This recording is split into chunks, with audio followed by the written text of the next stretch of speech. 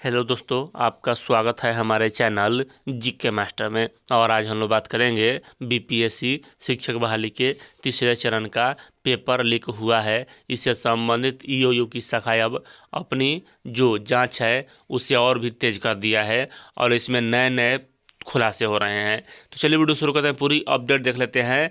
और इतना ध्यान रहे कि चिंता करने की आवश्यकता नहीं है, 1-2 दिन और लगेगा लेकिन पेपर रद्द होगा।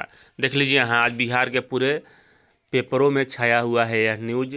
शिक्षक भर्ती बार कोडिंग के पहले लीक हुआ था प्रश्न पत्र, तो कैसे लीक हो गया यह भी देख लीजिए। बीपीएससी शिक्षक भर्ती के तीसरे चरण के प्रश्न पत्र लीक मामले की जांच में बड़ी जानकारी सामने आई है। ईओयू की जांच में यह बात सामने आई है कि लीक हुए प्रश्न पत्र पर बार कोडिंग या सुरक्षा कोड नहीं थे। इसका तात्पर्य है कि प्रश्न पत्र प्रिंटिंग प्रेस में छपने से पहले ही आउट हो गए थे, क्योंकि छपने के बाद इन पर खास किस्म की बार कोडिंग की जाती है। इन सुरक्षा कोड की मदद से यह पता चलता है कि उक्त प्रश्न किस केंद्र के किस कमरे में बांटे गए थे। बिना बार कोडिंग वाले प्रश्न पत्र को पहले पेन ड्राइव से में बाहर निकाला गया, इसके बाद प्रिंट कर सेटिंग वाले स्थान पर रटवाने के लिए अभ्यर्थियों को दिया गया था। मिले साक्ष्य से प्रिंटिंग प्रेस व आयोग दोनों शक के दायरे में आ रहे हैं। चाहे प्रिंटिंग से पहले प्रेस या प्रेस तक पहुंचने से पहले या वहां तक ले जाने के क्रम में इसे लीक कर दिया गया है। हालांकि ईओयू की एसआईटी मामले की तफ्तीश में जुटी है, इसके बाद ही पूरी स्थिति स्पष्ट हो जाएगा। देख लीजिए यहाँ स्पष्ट बात यही है कि आयोग, प्रिंटिंग प्रेस आयोग दोनों ही शक के दायरे में हैं।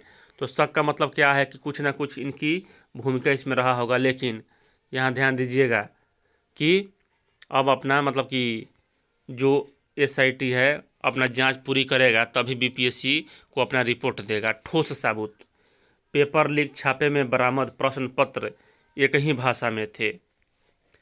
जब्त किए गए शिक्षक भर्ती परीक्षा के प्रश्न पत्र सिर्फ एक भाषा हिंदी में छपा मिला था।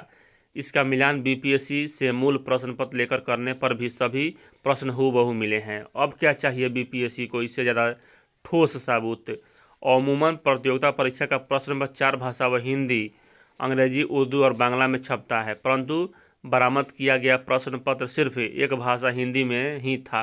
अन्य किसी भाषा का प्रश्न पत्र नहीं मिला है। इससे यह साबित होता है कि प्रश्न पत्र प्रिंटिंग प्रेस में छपने से पहले या यहाँ तक पहुँचने से पहले आयोग के स्तर पर ही लीक हुआ है। अब बताइए, इसी से यहाँ आयोग मानने को तैयार नहीं है। आयोग के स्तर से ही लीक हुआ है। इस मामले की गहन तफ्तीश करने के लिए ईओयू की एसआईटी बीपीएससी के पदाधिकारियों को भी नोटिस जारी कर पूछताछ के लिए बुला सकती है। अब देखिए यहाँ मामला बहुत गंभीर है कि अब पदाधिकारी भी जाएंगे, पूछताछ करने के लिए उन्हें बुलाया जाएगा। आगे इससे जुड़े कई पहलुओं पर अभी तफ्तीश जारी है। इसमें कई स्तर के लोगों की मिलीभगत सामने आ सकती है। जिस प्रिंटिंग प्रेस में प्रश्न पत्र छपवाए गए थे उसके बारे में भी जानकारी लेकर ईओयू की टीम उनसे भी पूछताछ कर सकती है। अब तक जांच में यह बात सामने आई है कि प्रश्न पत्र की फ़ोटो खींचकर इसे कहीं नहीं भेजा गया था और ना ही पेन ड्राइव में ही लोड किया गया था।